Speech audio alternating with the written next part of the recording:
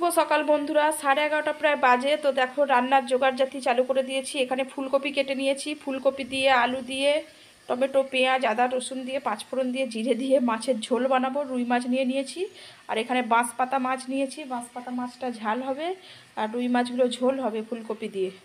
তো আর এখানে মশলা বেটে নিয়েছি, আদা রসুনের এটুকুই জোগাড়জাতি হয়েছে। চলো রান্নাটা সেরে নিই, তারপরে তোমাদেরকে দেখাচ্ছি।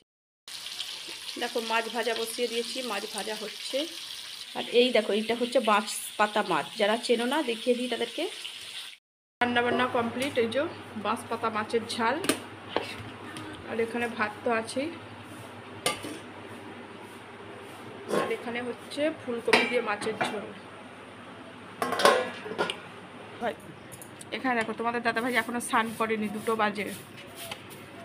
বলছে তোমরা খেয়ে নাও, আমার দেরি হবে। তো এগুলো এখন একটু গাছের গোড়াগুলো একটু পরিষ্কার করে দিচ্ছি। এদিকটাও করেছে।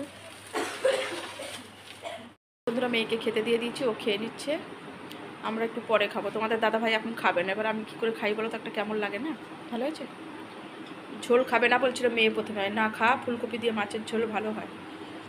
ঝোলের মাছও খেতে চায় না।